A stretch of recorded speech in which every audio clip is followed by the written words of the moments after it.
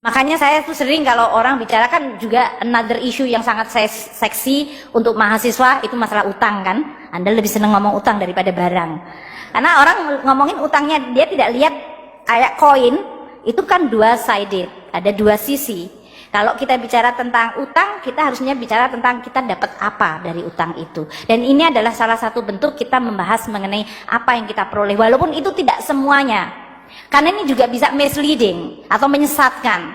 Yaitu orang bicara, oh lihat kita utangnya 4.000, tapi aset kita cuma 4.000. Jadi ini sebetulnya kita nggak cukup hebat-hebat amat. Ada aset yang kita tidak valuasi. Aset apa?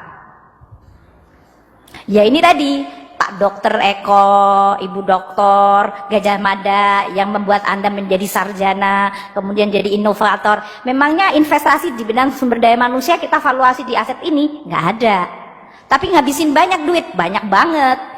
Berapa pengeluaran anggaran pendidikan kita? 440 triliun. Berapa untuk infrastruktur? 400 triliun juga. Tapi yang dibukukan menjadi utang dan kemudian yang dibukukan menjadi barang milik negara cuman yang 400 triliun infrastruktur. Yang 440 triliun education nggak dibukukan semua kecuali kalau kita bangun sekolah.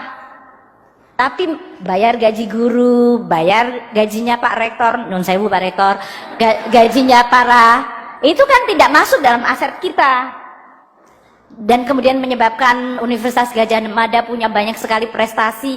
Itu adalah aset yang intangible, yang tidak berwujud dan tidak kita masukkan. Dia masuk dalam kekayaan negara tapi kita tidak value dalam bentuk barang milik negara. Saya mohon mahasiswa UGM untuk bisa ikut menjelaskan pada saat debat mengenai utang.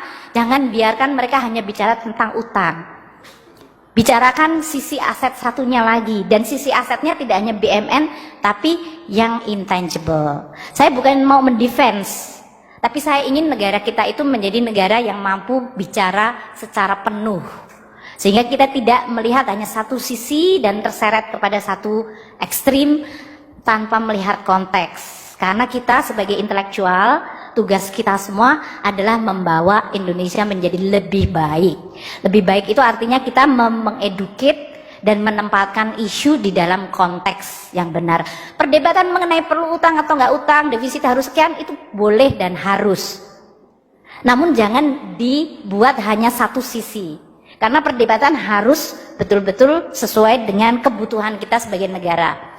Negara yang demografinya muda, negara yang infrastruktur gapnya tinggi, negara yang butuh untuk education dan health. Kalau kita mengeluarkan uang untuk belanja kesehatan 110 triliun, itu nggak keluar dalam bentuk barang milik negara. Bentuknya adalah dalam bentuk anak-anak yang dapat imunisasi. Bentuknya adalah dalam masyarakat yang bisa menikmati BPJS, walaupun sekarang mereka mengatakan, Bu, itu belum dibayar. Tapi itu adalah result, itu adalah aset yang harus kita recognize.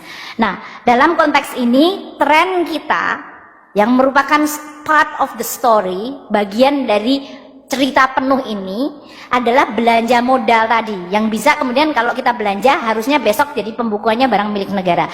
Kita lihat dalam hampir sekitar 15 tahun terakhir, dan kita lihat belanja modal kita meningkat terus. Itu adalah 2005 sampai 2010, Menteri Keuangannya Sri Mulyani waktu itu.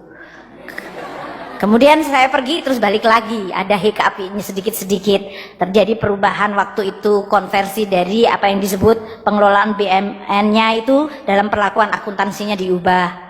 Namun sebetulnya itu adalah menggambarkan bahwa kita mencoba mengalokasikan fungsi belanja seproduktif mungkin.